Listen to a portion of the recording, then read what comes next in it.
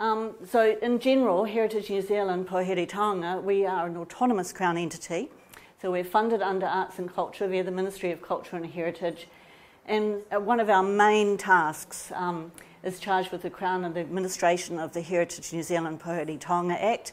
Used to be the Historic Places Act, so we were formerly the Historic Places Trust. And we changed in 2014 when our Act was amended. We're governed by a board, and the board's appointed largely through the Ministry of Culture and Heritage and the Crown, of course. And we have a Māori Heritage Council. So we have Ta John Clark, who is our chair of the Māori Heritage Council, and Marion Hobbs, who is the chair of our board. And our role in general is assisting and looking at more a bicultural view and exercising our powers and our functions. And we're seen as the lead heritage agency in terms of a national context, promoting the identification, protection and preservation of New Zealand's heritage. So we have a number of roles, as I mentioned before, in activating our statutory duties. You may be familiar with a list of historic places, the Raurangi Kōrero. And that has a number of historic places, areas, wahi tapu, wahi tupuna places. You'll be familiar with the categorisation potentially. You might have heard of Category 1 and Category 2 historic places, slightly different to the Council's schedule, which is A and B's. And we also regulate for effects on archaeological sites. So we are the regulator for the archaeological provisions under our Act. We provide a lot of conservation and advocacy advice to property owners and work with local authorities to promote heritage and assist them, and of course in the communities. So I've just got a range of a few sort of examples here of sort of the familiar places to you, all of Mangawhau, and we have shipwrecks obviously that also come under our Act, and archaeological sites here, and we do a lot of marae conservation work as well, working with iwi hapu.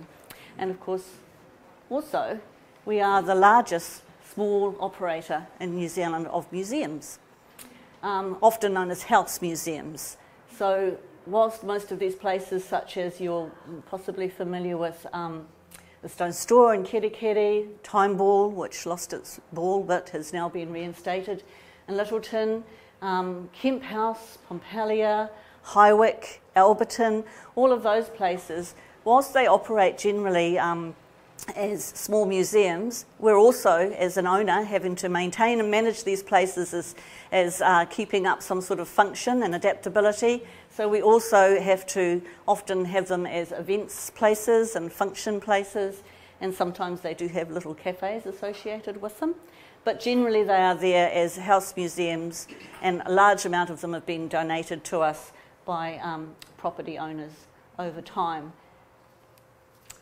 So one of our roles in terms of researching heritage places is primarily through our list.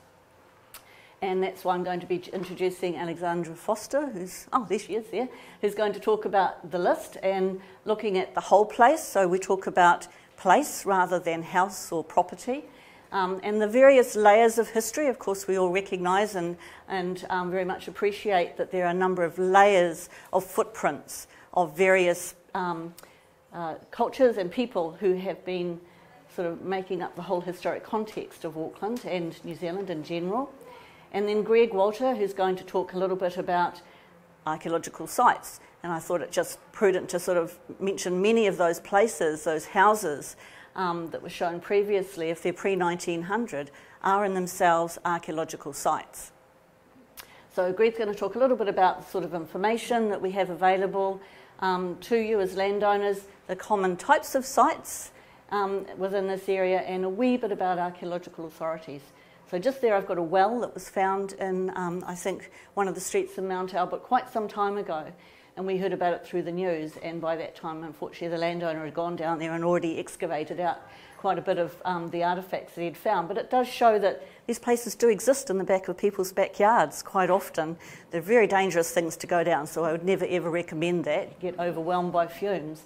But nonetheless, there's quite a lot still there. And of course, Alberton here, and then we have Owairaka at the top. So I will introduce you to Alexandra Foster, who is our listing advisor. Alexandra, I'll hand over the mantle to you. Also, I should say, rather inelegantly, I did put down some pamphlets from Heritage New Zealand there and a few things just to please take at your leisure. I am Alexandra and I work on listings for Heritage New Zealand.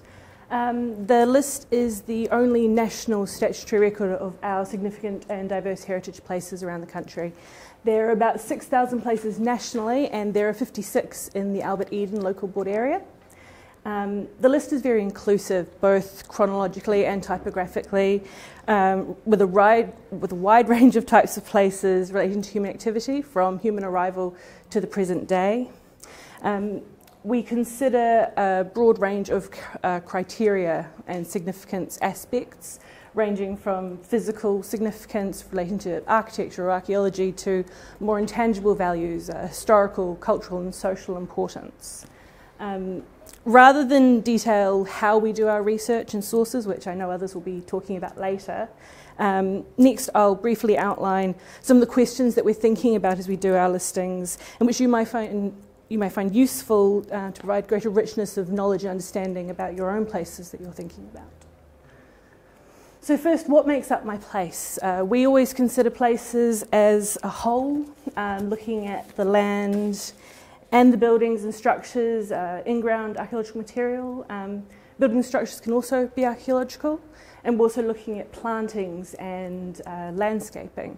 Sometimes chattels will add to your understanding of the history of a place. So you can learn a lot about a place from its surviving fabric as well as from documentary information. So we really value when we're able to go on site visits and have a look around.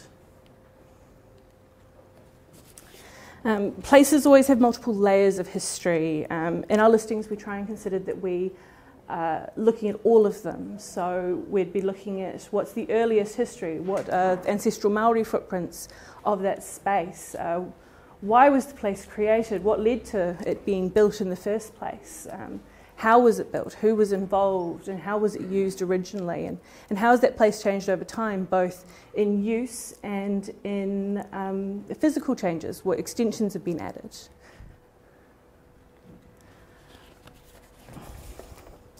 Places are not isolated.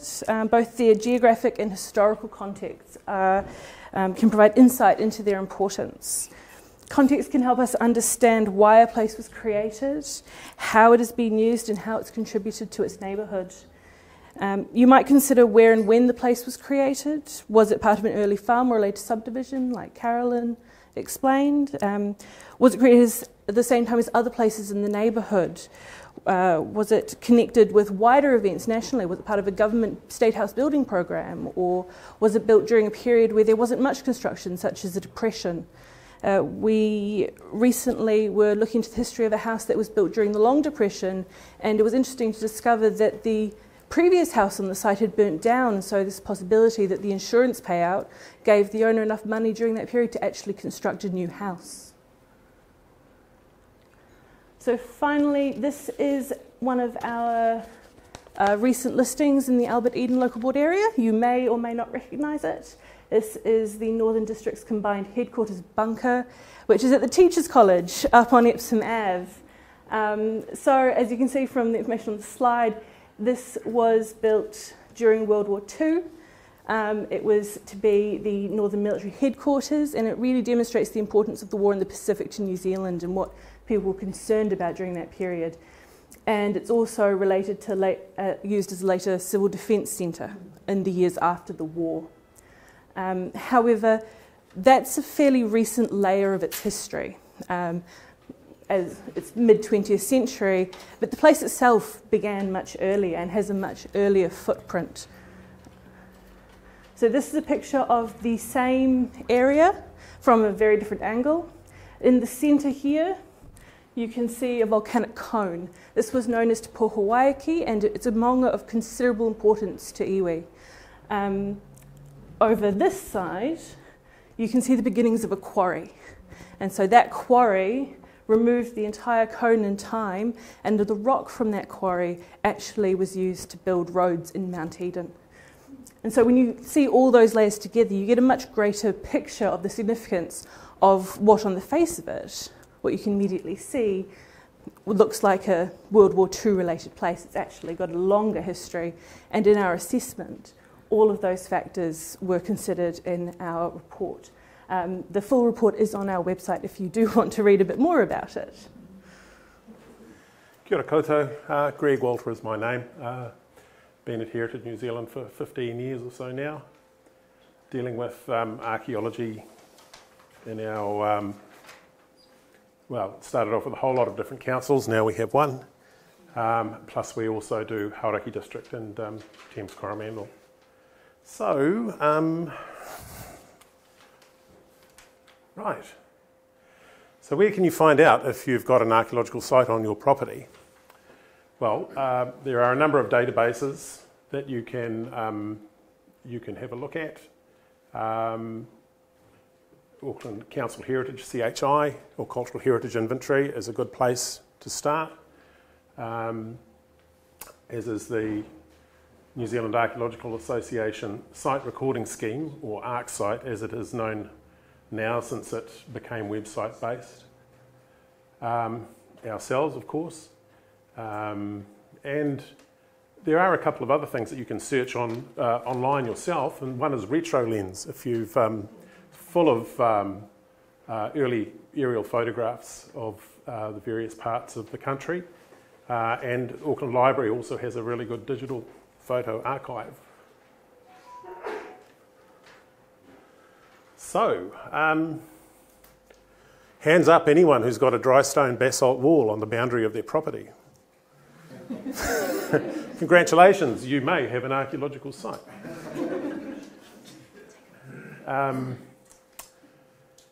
When these areas were first subdivided, as our previous speaker said, into farming allotments and that sort of thing, the first thing people did, of course, was build a boundary fence to keep their animals in. And they used the rock from, well, in places it was just lying around on the ground. So some of those dry stone walls show on early subdivision plans. If they're pre-1900, then they're archaeological in nature. Sometimes it's not possible to state for sure whether they are or not. Sometimes there is good evidence that they are. Some of them, major boundary markers of original allotments are still there, often in part. The other thing with these basalt walls is that they start to fall down the minute you've finished building them. So a lot of them have been repaired, sometimes unsympathetically, and also in a lot of cases they've been demolished for when properties were redeveloped and that sort of thing. So, just moving on from there. Buildings. Does anyone know when their house was actually completed? Any pre-1900? Okay, so a pre-1900 building is also classed as an archaeological site under our Act.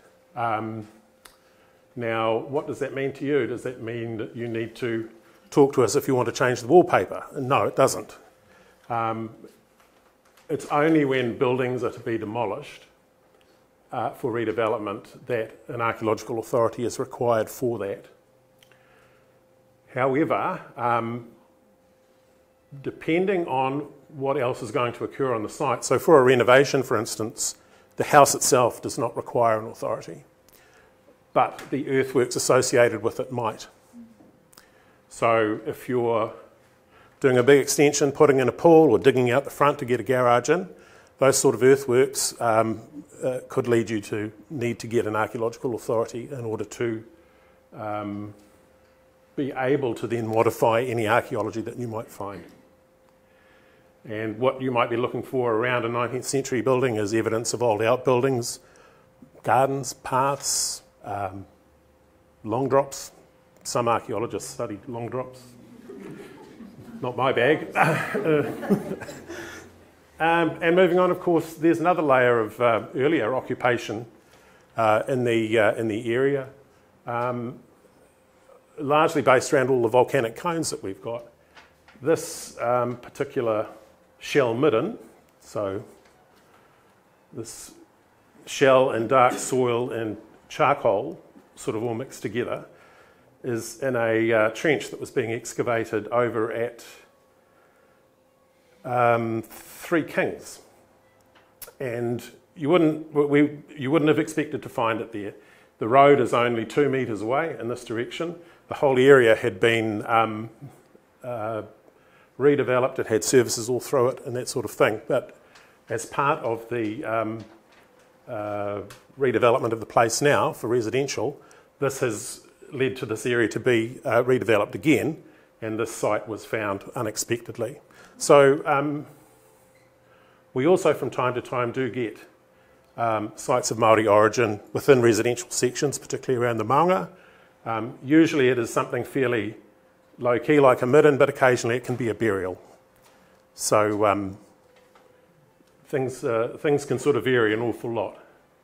So if you're doing any sort of earthworks in your backyard and you find anything, you really need to give us a call pretty quickly, especially if it's a burial. And we can help from there on. So yeah, so those are sort of common sorts of site types that you might find around here.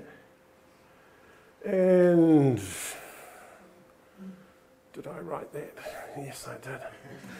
Okay, and just as far as the authority process goes, all archaeological sites in New Zealand have blanket protection, and that's whether they've been previously identified and recorded as an archaeological site or not. And in order to lawfully modify an archaeological site, you need to get an authority from Heritage New Zealand. And that will generally involve the retaining of a consultant archaeologist to write an assessment. We don't charge for processing authorities, but the authorities will require in their conditions that a certain amount of archaeological work might be done, and they have to be complied with. Those conditions have to be complied with, and that's what your consulting archaeologist would do. So the costs are associated with the archaeological services that you would have to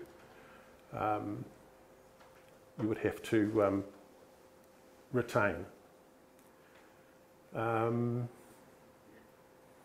think that's probably about all I can say about that. As I said before, generally for work on a pre-1900 house, you don't need an authority if it's just on the building. But if it involves earthworks, then it may do.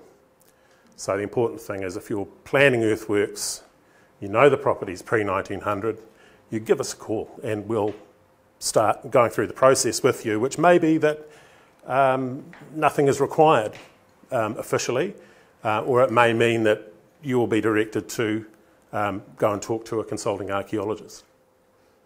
So I think... Would you just mind talking a wee bit about the resource consent, the confusing nature of those issues? Oh, yeah, okay.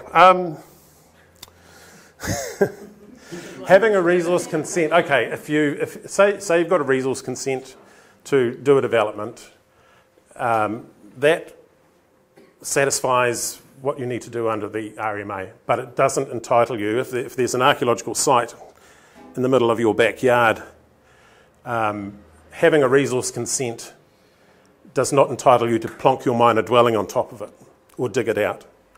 So you would then need to make sure that you had an archaeological authority if you needed to do that. And some people, unfortunately, get a bit confused. They're completely separate processes, completely separate legislation. But some people think because they've got a resource consent, they can just go ahead and do whatever they like. But, you know, there are other acts sometimes that have to be satisfied as well.